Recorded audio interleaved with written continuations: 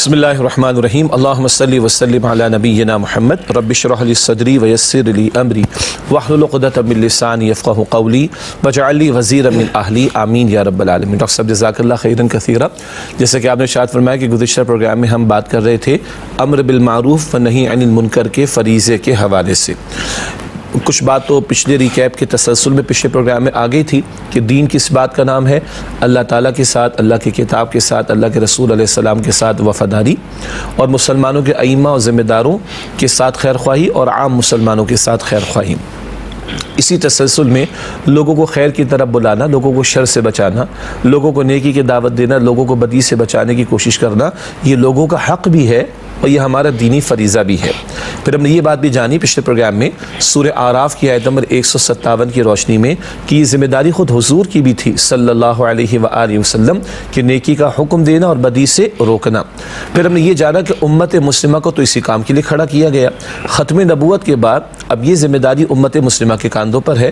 چنانچہ سورہ آل عمران آیت نمبر 110 کا حوالہ دیا گیا کہ یہ امت کیوں خیر امت ہے، یہ نیکی کا حکم دے گی اور بدی سے روکے گی۔ پھر یہ ذکر ہوا جو ابھی آپ نے انٹرو میں بات بیان فرمائی کہ ایک نہیں، دو نہیں، تین نہیں، 10 مرتبہ یہ دونوں باتیں اللہ تعالیٰ نے قرآن پاک میں ساتھ ساتھ بیان فرمائی۔ نیکی کا حکم دینا ہے، بدی سے روکنا ہے۔ ایک نقطے کا اضافہ کر لیتے ہیں، یہ کیوں اتنا ایمفیسس ہے ہمارے معاشرے میں؟ آپ نے اشارہ بھی تفصیل بھی بیان فرما دی تھی پچھلے پروگرام میں، اور ابھی آپ نے اشارہ بھی فرمایا۔ ایک تصور ہے اچھی اچھی باتیں کرو، میٹھی میٹھی باتیں کرو، لوگوں کو ناراض نہ کرو، بس لوگ اچھے ہو جائیں گے، سب ٹھیک ہو جائے گا۔ یہ فلسفہ اپیرنٹلی بڑا زبردست ہے، بڑا اٹریکٹیو ہے، بڑی اس میں آرائش اور زیبائش نظر آ رہی کہ ہاں جی اچھے اچھے رہو، اچھے اچھے بچے بنو، اچھی اچھی باتیں کرو، اچھے اچھے کام کرو، بس صرف باتیں کرو، باتیں کرو، صرف اچھی اچھی باتیں کرو، اور اچھا جو چیز برائی ہے اس طرف توجہ ہی نہیں جاتی۔ جی، اور ساتھ ساتھ ایک تصور ہے کہ وہ نیکی کی بات کرو۔ دیکھو بدی کی بات کرو گے لوگ ناراض ہو جائیں گے، کسی کو بدی پہ ٹوکو گے وہ ناراض ہو جائے گا، اور آج کل تو بڑے تصورات ہیں نا، لوگوں کے جذبات کو ٹھیس پہنچ جائے گی، لوگوں کے سینٹیمنٹس کو ٹھیس پہنچ جائے گی، تو یہ تو بڑا عجیب معاملہ ہو جائے گا نا۔ اب اپیرنٹلی دیکھیں تو یہ فلسفہ بڑا زبردست لگ رہا ہے، لیکن اس کی جڑ اور بنیاد میں جائیں تو اب یہ 10 مرتبہ کیوں بار بار گنوایا؟ اللہ تعالیٰ تو دونوں باتیں ساتھ ساتھ 10 مرتبہ بیان فرما رہا ہے، اور تم کہہ رہے ہو کہ بس نیکی نیکی کی بات کرو، اچھی اچھی باتیں کرو، بدی کی بات نہ کرنا، گناہ کی بات نہ کرنا، اس کی مذمت نہ کرنا، لوگ ناراض ہو جائیں گے۔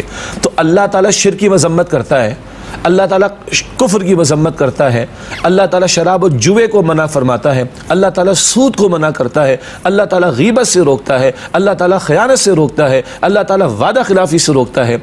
تو اللہ تعالیٰ تو ان ساری برائیوں سے روک رہا ہے، تو کیا کہنا چاہ رہے ہو؟ اللہ کے کلام کے برعکس اللہ کے نبی علیہ السلام نے بار بار، میں نے پچھلی مرتبہ حدیث پیش کی، تم لازماً نیکی کا حکم دو گے، لازماً بدی سے روکو گے، دونوں باتیں ساتھ ساتھ، تم لازماً نیکی کا حکم دو گے، لازماً بدی سے روکو گے، اور اگر تم نے کام نہ کیے، فریضہ انجام نہ دیا، تو اندیشہ ہے کہ تم پر اللہ تعالیٰ کا عذاب آئے گا، پھر تم دعائیں کرو گے، تمہاری دعائیں قبول نہیں ہوں گی۔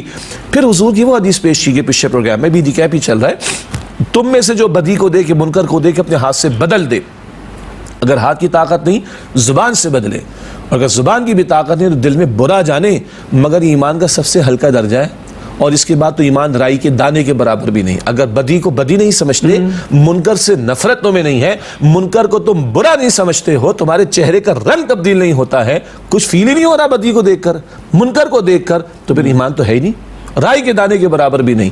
یہ ہے اس موضوع کی اہمیت کا معاملہ۔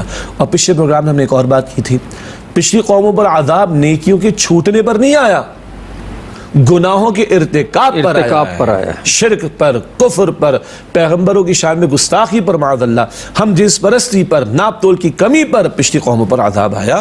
یہ ہے اس موضوع کی اہمیت کا معاملہ۔ یہ پچھلے پروگرام میں تفصیل سے ہم نے امر بالمعروف نہی عن المنکر، جو ہمارا دینی فریضہ اور امتی ہونے کے ناطے ہمارے کرنے کا کام، اور امت خیر امت تب بنے گی جب امت اس فریضے کو انجام دے گی۔